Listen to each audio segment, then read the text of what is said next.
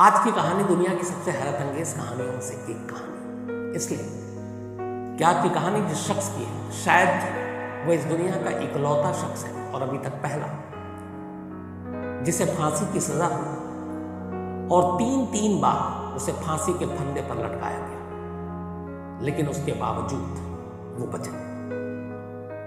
ये पूरी कहानी क्या है आपके सामने। बात ये आज से करीब 145-50 कितने साल 1884 की है, 1884 की। इंग्लैंड में एक गांव था। उस गांव में एक बुजुर्ग लेडी रहती थी और बहुत ही अमीर बड़े परिवार से, बड़े लोगों के साथ उनका उठना बैठना था, लेकिन वो सिंगल थी, उन्होंने शादी की नहीं थी। उनका नाम था एमा एनी काइसे। एमा एनी काइसे 55-60 के आसपास उम्र। द ग्लेन यहां वो रहा करती थी और अकेली थी, जो कि शादी वादी ही नहीं थी। तो उनके घर में 4 नौकर थे। इनमें से 2 बुजुर्ग नौकर थे सर्वेंट। एक का नाम था एलिजा निक, एक का नाम था जेन। ये दोनों थोड़ी एजेड थे। इसके अलावा उनकी एक कुक थी जिसका नाम था एलिजाबेथ हैरिस, और एलिजाबेथ हैरिस का एक भाई था जिसका नाम था, बल्कि सौतेला भाई, जॉन हेनरी ली। तो ये 4 लोग रहा करते थे। जॉन हेनरी ली की कहानी ये थी कि स्कूल ड्रॉप आउट था, स्कूल छोड़ दिया। उसके बाद इसने कहा कि नेवी में काम करेंगे। नेवी के लिए गया, कोशिश की, लेकिन नौकरी लगी नहीं। फिर बाद में कहीं छोटी मोटी नौकरी करने लगा, लेकिन एक बार जिसके यहाँ ये नौकरी करता था उसके ऊपर चोरी का इल्ज़ाम लगा और जॉन ली को जेल भेज दिया। जॉन ली जेल चला गया और ये सारी बातें 1879-80 की है, 1889-80 की। जेल में वो रहा और जेल के बाद 1884 में वो जेल से रिहा हुआ और 79 में गया था लगभग जेल, और 84 में जेल से रिहा हुआ। रिहा होने के बाद ये बाहर आया। चूंकि इसकी बहन एलिजाबेथ हैरिस ऑलरेडी एमा एनी काइसे के यहाँ काम करती थी और वो एक नेक दिल महिला थी, तो जॉन एली का कोई था नहीं। तो उन्होंने जॉन को अपने पास अपने घर पे रख लिया एक मुलाजिम के तौर पर, क्योंकि ऑलरेडी उनकी सिस्टर उसकी काम करती थी, वो उनकी कुक थी, रसोईया थी, खाना बनाती थी। तो अब जॉन जो है, जॉन हेनरी ली को, ये काइसे के घर पे काम करने लगा। ठीक ठाक सब कुछ चल रहा था, लेकिन तभी एक तारीख आती है 15 नवंबर 1884, 15 नवंबर 1884। कई महीने गुजर गए थे जॉन ली को काम करते हुए। 15 नवंबर 1884 की सुबह काइसे के घर से धुआं उठता है। लोग आस पड़ोस के देखते हैं। इस दौरान में कुछ लोग वहां पहुंचते हैं, कुछ पुलिस को फोन करते हैं। पुलिस की टीम आती है, घर के अंदर दाखिल होती है, तो देखती क्या है कि ग्राउंड फ्लोर पे काइसे की लाश पड़ी है और काइसे का गला कटा हुआ था, तेज धार हथियार से काटा गया था। सर पे उनके 3 गहरे जख्म के निशान थे। और उस वक्त उस घर में काइसे की लाश के अलावा एक ही शख्स था और वो था जॉन ली। और जॉन ली को पुलिस ने पूछताछ की तो उसने कहा कि वो सो रहा था। अचानक उसे धुएं की स्मेल आई और उसे लगा घर में आग लगी है, तो भागा अपनी मालकिन काइसे की तरफ। लेकिन वहां जाकर उसने देखा कि काइसे फूल जमीन पर फर्श पर पड़ी है। उसने फिर आग बुझाने की भी कोशिश की, लेकिन फिर तब तक पड़ोसी आ गए, फिर पुलिस आ गई। तो ये जॉन ली का बयान था। अब लाश को भेज दिया गया पोस्टमार्टम के लिए। जॉन ली से पुलिस पूछताछ कर चुकी थी। अब इसके बाद पुलिस ने, जब बाकी सारे नौकर आए, उनसे पूछताछ की, तो उस घर में जॉन ली के अलावा 3 और लोग थे जो सर्वेंट के तौर पे काम करते थे, जेन, एलिजा निक और एलिजाबेथ हैरिस। एलिजाबेथ हैरिस उसकी सौतेली बहन थी। तो इन तीनों ने बताया कि पिछली रात वो यहाँ थे नहीं, वो कहीं गए हुए थे। तो उस घर में अकेला जो है जॉन ली था और ओनर जो थी वो थी। फिर पुलिस ने तफ्तीश की तो पता चला कि घर के अंदर कोई फोर्सफुल एंट्री नहीं है, कोई जबरन अंदर घुसा नहीं, पड़ोसियों ने भी किसी को आते जाते देखा नहीं। फिर पुलिस की नजर पड़ी जॉन ली के एक हाथ पर, देखा हाथ पे एक कट का निशान है। पुलिस ने उससे पूछा तो उसने कहा कि काइसे को बचाने के लिए जब गया तो धुआं कमरे के अंदर भरा हुआ था, तो उसने कांच की खिड़की जो है वो तोड़ी, उसकी वजह से चोट लग गई। लेकिन ये सारी चीजें पुलिस को एक तरह से ली के ऊपर शक पैदा करवा रही थी। और पुलिस का ये मानना था कि घर के अंदर कोई आया नहीं बाहर से और कोई था नहीं, इकलौता यही है और एक लाश पड़ी है, हाथ पे कट का निशान है, हो सकता है इसी ने कत्ल किया और उसी दौरान में जख्म के निशान भी आए। पुलिस ने अगले ही दिन जॉन ली को गिरफ्तार कर लिया अपनी ही ओनर के कत्ल करने के इल्जाम में। जॉन ली लगातार कहता रहा कि मैं बेकसूर हूँ, मैंने कत्ल नहीं किया। लेकिन पुलिस का कहना था कि इस घर में कोई और नहीं था, बाकी नौकर भी नहीं थे और तुम्हारे ऊपर जख्म के निशान भी है। तो पुलिस अब 16 नवंबर 1884 को यानी कि कत्ल के अगले ही दिन ली को गिरफ्तार करके ले जाती है। अच्छा, उस जमाने में, उस दौर में कानून था कि अगर किसी के ऊपर कोई चार्ज लगता है तो उसको अपने आप को डिफेंड करने का मौका नहीं मिलता। जैसे आजकल है कि आप साबित कर सकते हैं कि आप कसूरवार है या नहीं। अब पुलिस ने उसे गिरफ्तार कर लिया और गिरफ्तार करने के बाद अब पुलिस मामले की तफ्तीश करती है और तफ्तीश करने के बाद अब केस यानी कि मुकदमा की तैयारी होती है। मुकदमे की तैयारी होती है और पहला ट्रायल शुरू होता है 1 फरवरी 1885, मतलब 15 नवंबर को कत्ल हुआ, 4 महीने के अंदर अंदर ट्रायल शुरू हो गया। 1 फरवरी 1885 को ट्रायल शुरू हुआ और ये मुकदमा सिर्फ 4 दिन चला, ओनली 4 डेज।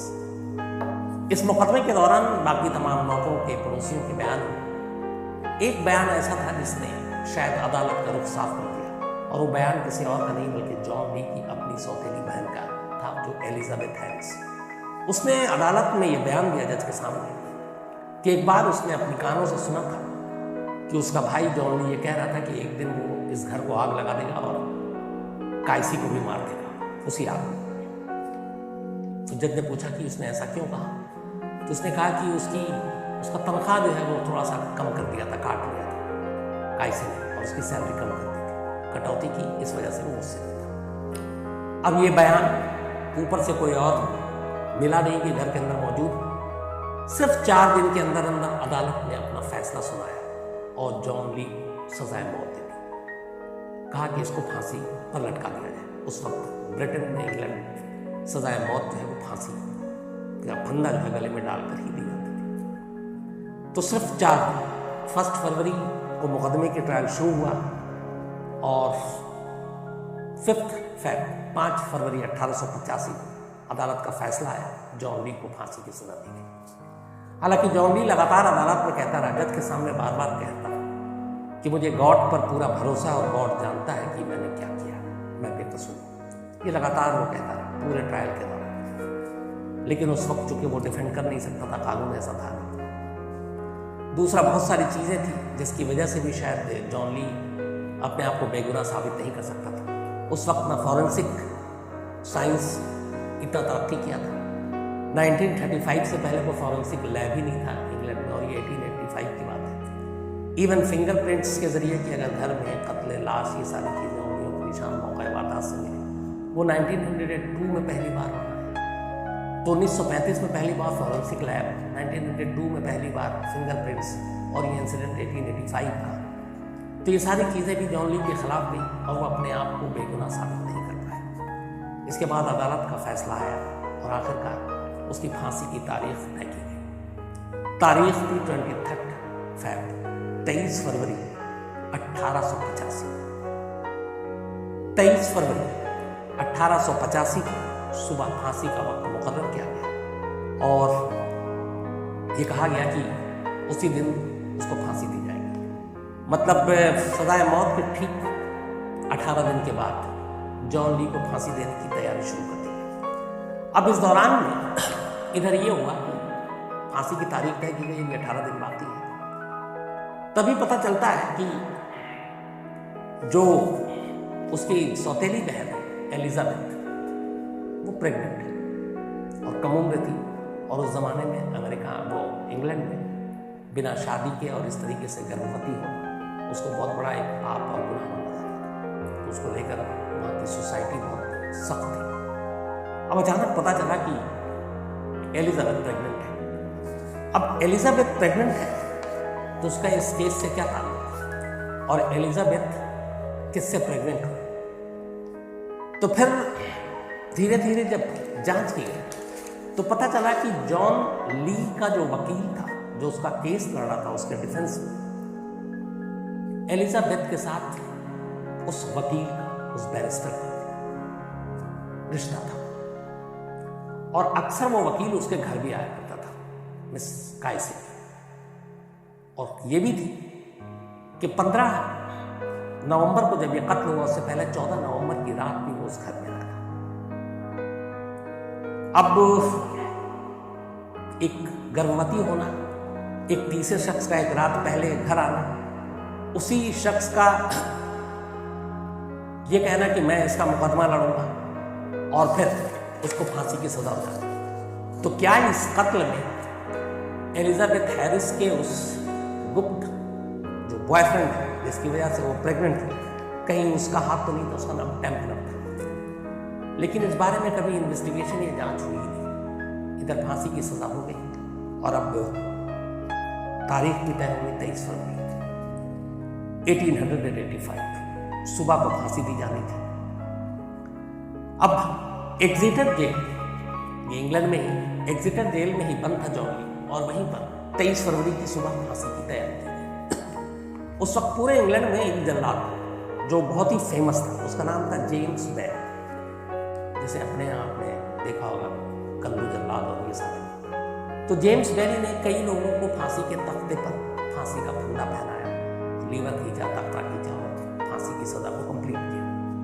जेम्स बेरी को एक होनहार, अपने पेशे का माहिर और एक अच्छा जल्लाद माना जाता था। जॉन ली को फांसी देने की जिम्मेदारी जेम्स बेरी को सौंपी गई। 23 फरवरी की सुबह तय वक्त पर फांसी घर में जॉन ली को लाया गया प्रेयर में। उसके बाद उस तख्ते के पास, उससे पहले उसके हाथ और पैर बांध दिए गए थे, तख्ते पर चढ़ाया गया। तख्ते पर चढ़ाने के बाद चेहरा ढका गया, वैसे ही जैसे अपने इंडिया में जिसे लास्ट आप निर्भया होता है। सब कुछ होने के बाद तब घड़ी की तरफ देखा गया और मजिस्ट्रेट का इशारा होना बाकी था। तय वक्त पर मजिस्ट्रेट ने इशारा किया। जेम्स बेरी ने लीवर खींचा। लीवर खींचने के बाद तख्ता हटना था, पैर को नीचे जाना था, पूरे बॉडी को हवा में झूलना था ताकि फंदा कस जाए और उसकी सांसें रुक जाए। मजिस्ट्रेट के इशारे पर जॉन बेरी ने लीवर खींचा, तख्ता गिर गया। तख्ता अपनी जगह कायम और जॉन ली के पैर उसी लकड़ी के तख्ते पर कायम। अब जॉन बेरी के साथ ये पहली बार हुआ। उसे लगा कि ये क्या हुआ। उसने दोबारा लीवर खींचा, फिर तख्ता नहीं। अब वो क्या करे? इस सारी चीजों को देखकर वो परेशान हो गया, सामने वाले परेशान लगा कि कुछ टेक्निकल फॉल्ट है। लेकिन कई बार लीवर खींचने के बाद भी जब तख्ता नहीं खुला तो जॉन बेरी ने लीवर से अपना हाथ हटाया। इसके बाद सामने जेलर मजिस्ट्रेट को देखा। फिर यह तय हुआ कि जॉन ली को पहले हटाओ यहाँ से। उसके गले से फंदा वापस निकाला गया और उसको उस लकड़ी के तख्ते से किनारे ले जाया गया, फर्श पर खड़ा किया गया। अब मजिस्ट्रेट ने जॉन बेरी जल्लाद से कहा कि आप दोबारा देखो कि तख्ता क्यों नहीं खुल रहा है। अच्छा, हर फांसी से पहले ट्रायल होता है, ये भी आपको बताया था। तो उसमें बाकायदा जिस शख्स को फांसी देनी है उसके कद, काठी, वजन के हिसाब से एक डमी, एक पुतला तैयार किया जाता है और उसको फिर वैसी फांसी दी जाती है, चेक करने के लिए कि सब पुलिस इजाजत देगा तो नहीं। जॉन ली की फांसी से पहले भी ऐसे ट्रायल हो चुके थे और वो डमी मौजूद था। अब वहां पे अफरा तफरी हो गई कि ये क्या हुआ, लकड़ी का तख्ता है, हट नहीं रहा, लीवर खींच नहीं पा। फौरन उस डमी को मंगाया गया और जॉन ली नहीं खड़ा हुआ है। उसके चेहरे से अब भी नकाब नहीं हटाया गया। चेहरे पे अपनी उसके नकाब है, हाथ पैर बंधे हुए हैं।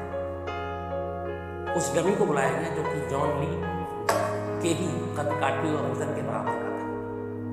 उस पुतले को अब उस लकड़ी के तख्ते पर खड़ा किया गया, गले में रस्सी का फंदा डाला गया। जॉन बेरी अपनी जगह पर गया, उसने लीवर खींचा, तख्ता खुल गया, पुतला हवा में झूल रहा है। देखकर वहां खड़े तमाम लोगों को एक राहत भरी सांस ली कि चलो ठीक हो गया। इसके बाद इस पुतले को हटाया गया, वापस जॉन ली को फिर तख्ते पर खड़ा किया गया, फिर उसके गले में फंदा डाला गया। जॉन बेरी ने फिर ऊपर वाले का नाम लेकर लीवर खींचा, फिर तख्ता नहीं खुला।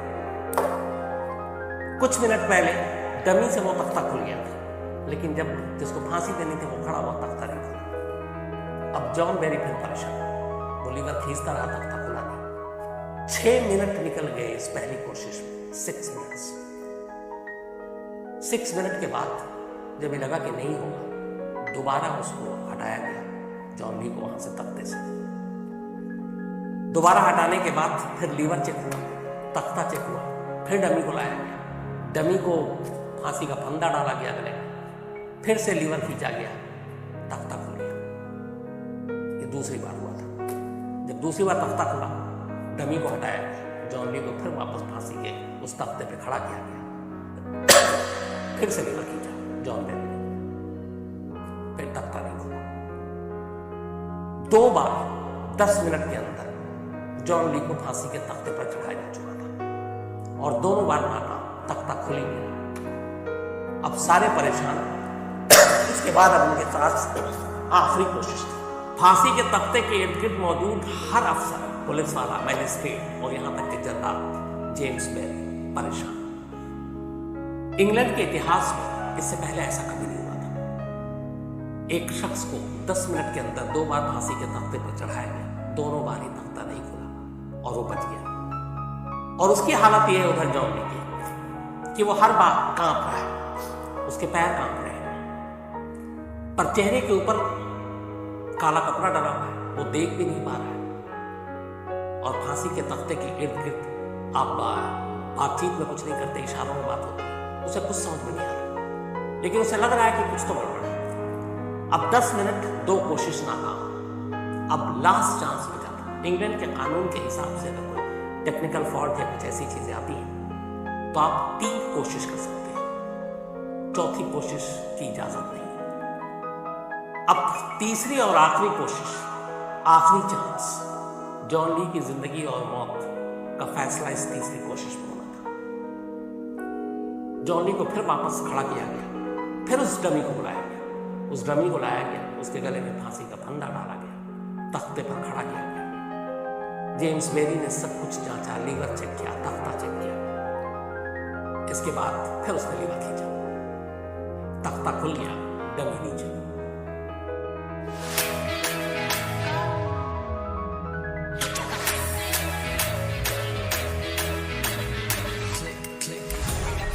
Meet the real superstars that make a film come to life.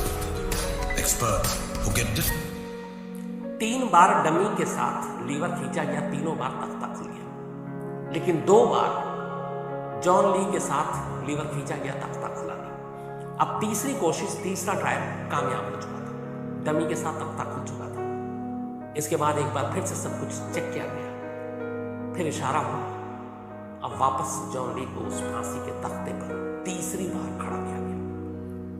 ये 15वां मिनट था इस पूरे मौत के खेल का। तीसरी बार खड़ा किया गया, तीसरी बार बहुत ही कायदे से हर एक चीज की बारीकी से देखने के बाद फिर इशारा होता है मैजिस्ट्रेट का।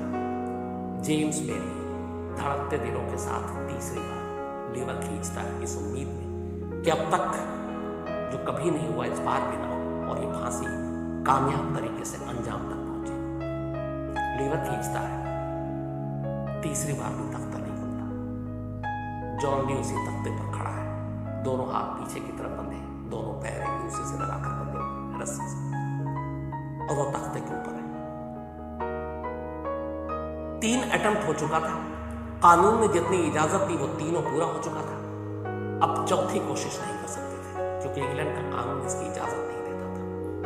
मैजिस्ट्रेट ने इशारा किया, इस फांसी की कार्रवाई को रोक दिया जाए।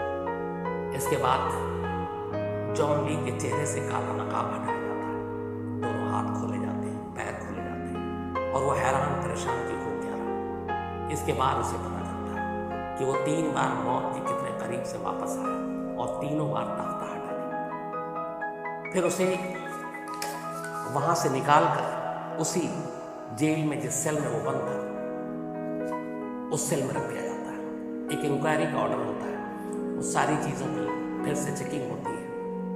जेम्स बेरी के साथ पर भी बट्टा लगा था, इंग्लैंड का सबसे कामयाब जनरल। जब सारी चीजें होती हैं तो ऐसी कोई भी एक फॉल्ट नहीं निकलता कि तख्ता क्यों नहीं खुला। और हैरानी की बात यह थी कि जब जॉन ली के ही कद काठी और वजन के बराबर के डमी को उसके ऊपर रखा गया, तख्ता खुल गया, लीवर खींचते ही। लेकिन जब खुद जॉन ली खड़ा होता तो तख्ता नहीं खुलता।